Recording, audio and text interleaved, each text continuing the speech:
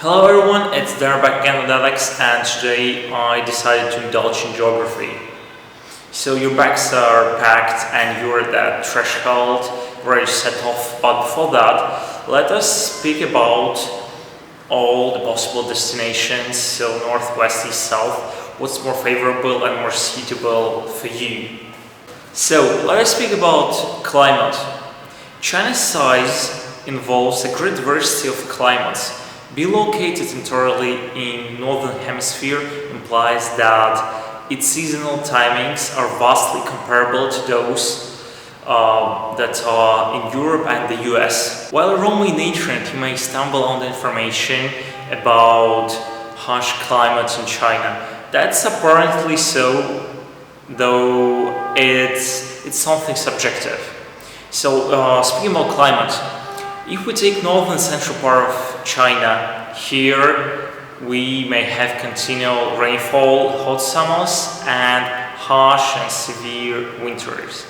Though again, this information is given to those tourists most probably who live in Asian countries, because personally I'm from Europe and I came here, and right now the average temperature outside is about 30 degrees above zero, and the humidity level is incredibly high. Though here, that's true, they have hot summers. Though speaking about winters, I asked people who live in different provinces, therefore in different parts of China, and they said that the average temperature in winter is estimated to 10-15 degrees above zero. So if I were you, I wouldn't pack some winter boots, winter jackets, ear flaps, and etc. But you feel that you're not that cold resistant, then well, it's advisable to take some boots, autumn jacket, hat, and probably some gloves. Well, it depends on you. Speaking of rains, it rains everywhere, regardless your geographical location here. So there are some parts where it rains frequently, and there are some parts where it rains seldom, though it doesn't mean that it won't rain at all. So it rains everywhere. So whatever your destination is, be ready that you'll experience just incredibly high level of humidity, so that your clothes will wear off, in 2 days.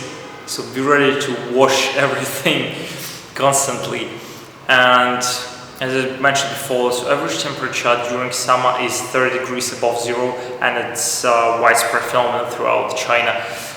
I don't know about winters here, but I believe I can trust locals, therefore I am ready to face 10 to 15 degrees above zero in winter.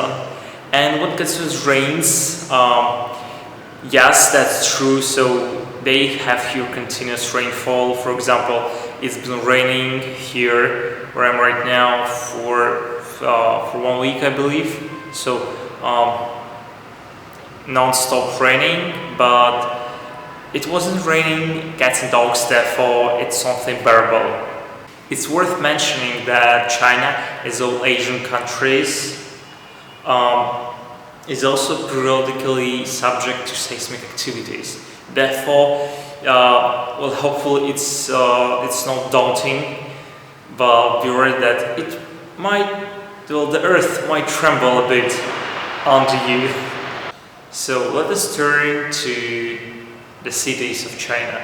It's a widespread fact that the majority of cities in China are considered to be huge factories. Apparently it's so, but there are always exceptions. So let us turn to top 11 manufacturing giants of China. So number 1 is Shanghai. So that's business center of China, one of business centers, let's say so. So it's a blend of cultural heritage which is somehow wrapped into urban views, glass buildings, just enormous skyscrapers that pierce the clouds, so something like that. So its population is estimated to 24 million, if I'm not mistaken, though the number may vary. And the second city that is located in the same part of China is Hangzhou. It is, well, let's say less crowded and urbanized city, but is also considered one of the main cities in China, and its population is estimated to 7 or 8 million. Turning to northeast part of China, I must mention Beijing as, well, first of all, as China's capital. Secondly, this city is full of historical sites, so it's adorned with history. We can see Terracotta Army, Forbidden City, if I'm not mistaken. So there is Temple of Heaven, and a lot of parks that are located, in fact, around the Forbidden City. Therefore, everything is pretty close and worth seeing. So, and the second city of northeast region is Taijing, which is a small city. Apparently, its main profit is port, so maritime trade, though it does not deprive you of great views, landscapes, so rivers, bridges, etc. Moving onward, I must speak about southeast part of China, which includes such giants as Guangzhou and Hong Kong. Besides, there are two more cities, which are Dongguan and Shenzhen. So let us speak about Guangzhou right now. Guangzhou, one of the biggest cities in China, which is one of the centers of worldwide trade and business. Almost everything is manufactured there. So toys, plastic, some construction materials, everything comes from Guangzhou. Your underwear even, well, perhaps it's manufactured there as well. Another industrious and business giant is Hong Kong, which is an autonomous city and it exists independently from China. Well, I believe everybody knows how it looks like. Pretty, let's say, small region, which is full of people and enormous buildings. And Hong Kong and Beijing, there are problems apparently with traffic congestion. So just due to population and the territory it occupies. I mentioned Shenzhen before. This is mediator city between Guangzhou and Hong Kong, and the second city was Dongguan, which is mediator between, if I'm not mistaken, Guangzhou and Shenzhen. So two small cities which serve as bridges between two business hubs. One more city to mention is Taipei, that is Taiwan's capital. Right now it did not get its independence, though people are living nonchalantly there as if they've already gained their independence. One more city which is worth mentioning is Chengdu, which is located in the west central part of China, and it is renowned for pandas. Everyone loves pandas. So in Chengdu there is located the only research base of big pandas. So therefore, if you want to see pandas, big pandas and red pandas, all kinds of pandas, so just that's the city you must fly to. The entrance fee is just pathetic, comparable to what you'll see there.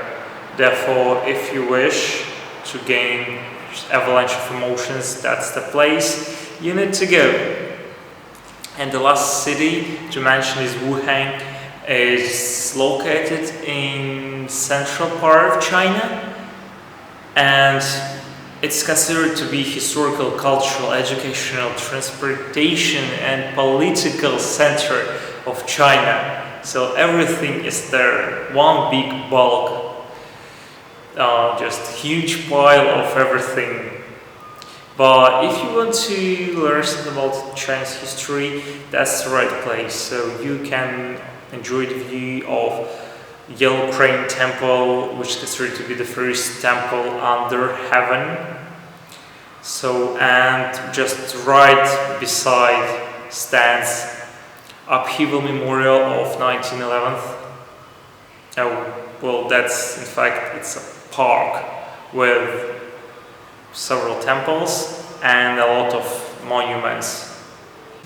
I really hope that I gave you sufficient amount of information about the top 11 of urban giants of China.